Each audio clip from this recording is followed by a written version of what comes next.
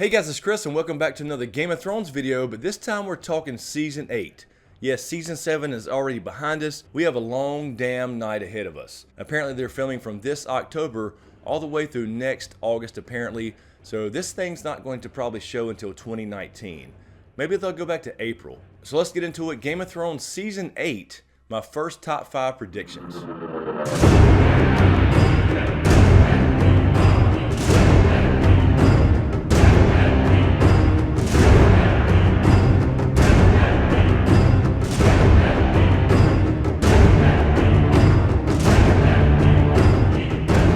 Prediction number 1, Jaime heads to Winterfell. Now I think that's pretty obvious, but what I mean is I think we're going to have a Bran Jaime reunion. Jaime should be heading to Winterfell to fight for the living. He's finally left Cersei, we saw that in episode 7, and I think it's pretty clear he's heading off by himself to join the army for the living up in the north. Obviously that's where they're all headed anyway, so I do think he'll head to Winterfell, but I do think he'll meet up with Bran again, and Jaime's going to feel fucking horrible. Now, I don't think Bran is going to be the vengeful type. As a matter of fact, I think he'll be thankful to Jaime in a sense, because if he never got pushed out that window, he would have never became the Three-Eyed Raven. But the question is, does Bran tell somebody like Arya and Sansa what he actually did if he went back in time at some point, or goes back in time and sees that Jaime's the one who actually pushed him out in the first place? Now, Sansa, and specifically Arya, have problems with the Lannisters in the first place, so if Arya finds out something like this, she could actually add him to the list and kill Jaime. Now, I don't want that to happen. I'm not really saying that's going to happen necessarily, but I think it's a possibility. I don't think Bran has a vengeful spirit whatsoever, and I think Bran, not really being Bran Stark anymore, wouldn't really give a shit in the first place, and he would just kind of be like, it happened, whatever. Now, one thing that could be a little hint that Arya or Sansa or the Starks in general would not kill Jaime is that Sansa did say before on the balcony at Winterfell that Tyrion was not like all the other Lannisters, but of course they do think Jaime is who he was back in Season 1, and they have no idea about his redemption. But I think if he shows up and pledges himself, at least to Jon will kind of see that, and I do think we'll have another Jon-Jaime conversation as well, because this will tie back into Season 1 when Jaime was thanking Jon for heading to the Night's Watch to protect him from all the perils beyond the wall, and we know that was in jest at the time, so now I think that'll be quite ironic for Jaime to actually kind of be a part of the Night's Watch in a sense, to help protect the living from all the perils beyond the wall. Now, one thing I will add to this prediction specifically about Jaime is I do think he will kill Cersei. So if he's heading to Winterfell up to the north, how the hell is he going to kill Cersei when she's still in King's Landing? He finally left Cersei, he finally got the hell up out of there to go do the right thing. She has now lost everything dear to her, so to speak, except for potentially that baby, which I don't know if we'll ever see that or not. But the point being here is, how is Jaime going to take Cersei out if he's all the way up in the north? Here's the thing though, I don't think that the final battle is going to be at like Winterfell and it just stops there. If you watch my channel, you know I think the White Walkers are going to head to the God's Eye.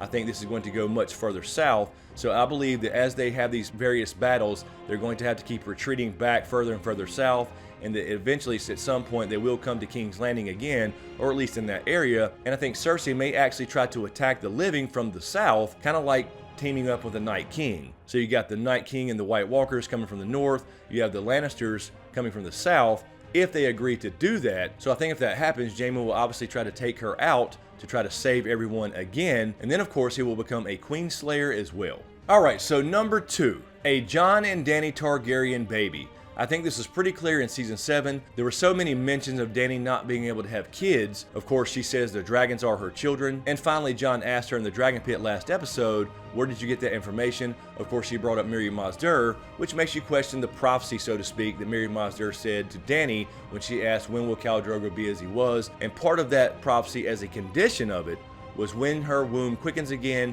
and she bears a living child. So I think we're going to definitely see a Targaryen baby. Obviously they've already gotten it on the boat, and that'll probably happen a few more times. So how is Dany able to have children again? Well, I think it boils down to Viserion. She did say many times that the dragons were her children, so if that's the case, one of her children has now died, death pays for life, and I think now, since Viserion has been killed, she will be able to have kids again, and I think we will see a little baby Targaryen. And this also ties back into the conversation on Jon's side that he had with Sam back at the wall in Season 1, where he said he never wanted to have children, he never wanted to have sex with anybody because it could be his mother, and he didn't want another little bastard running around named Snow. So I think that basically tells us that Jon and Dany are going to have kids. Maybe even twins. maybe Luke and Leia style. Prediction number 3. Theon goes to save Yara, and I think this will actually happen. I think we saw Theon in this last episode complete his character arc as far as his redemption path. We saw him go from Theon to Reek, back to Theon again. It really just took Jon kind of forgiving him for what he had done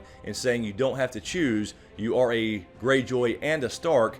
Kind of parallels Jon as well, being a Stark and a Targaryen, so he doesn't have to choose. He does choose to go rescue Yara. She's the only one that tried to rescue him when he was still Reek. And of course he took an ass whooping from the guy on the beach, the other Ironborn, but he didn't step back, he didn't stand down, and that was his completion of the Theon character arc. So I think now he has this heroic arc, and he will go save Yara. So I do think Yara will come out of this thing, and I do think Theon at some point will be the downfall of Euron Greyjoy. They've been setting that up a little bit as well, so I think that sets Theon on the path to go save his sister. And hopefully Yara hadn't had her damn tongue cut out. But it is possible here that Theon will die saving Yara, and I can see that. I think it would be a very good close for this character if he has to die at all, and go save his damn sister, so she can go on to rule the Iron Islands, or whatever happens when this thing changes in the end, because I do think we will see hints of change as far as the style of government. Prediction number 4. Bran. I think Bran has to have a bigger role in Season 8. This season he basically sat around the fire several times and he's just spying on the Night King, etc., which is completely understandable. Of course he did give us the big revelation about Rhaegar and Lyanna being married and Jon's real name Aegon Targaryen. But the point being here that Bran's just sitting around, he's not really doing that much other than that, and now that the Night King is actually through the wall and his army is actually entering Westeros, he can't just sit around and watch them anymore, because they're going to be right there in their faces. This is going to be a lot of battles and skirmishes where, again, I think the army of the living will have to kind of keep dropping back because a lot of people are going to die. This is not going to go very well. And of course, he has a damn dragon that spits blue fire. And now that we have Sam coming to Winterfell and we have the Sam and Bran team up, I think they're going to have to team up and figure out what the hell is going on, how to actually defeat the Night King. Maybe Bran has to go back in the past and see the first long night and actually see how that was done by the first Azor Ahai character, supposedly. But I think Bran could also get involved in the sense of actually warging living creatures to help fight this battle. Maybe he can warg a lot of creatures at a time, maybe even Nymeria's wolf pack. And of course, a lot of people think he may in fact warg a dragon. I think that's certainly a possibility. We don't really know how that works yet, if it works at all, but I think it's certainly possible, and I think that would be great if we don't have another dragon rider. For example, if Jon doesn't get on Rhaegal, or if Dany's pregnant and can't get on Drogon, Bran can perhaps guide Drogon in that sense of actually warging a damn dragon. I would really love to see that. I just want Bran to take an active role in the actual war, or at least by going back in the past and finding out how to beat the Night King in the first place, because I don't think they're going to just stumble upon the answer by accident, unless Howland Reed gets involved and he knows something from studying with the children at the Isle of Faces. And prediction number 5. Speaking of the Night King, I think we have to get the big revelation about what the hell he wants and why he's coming back now.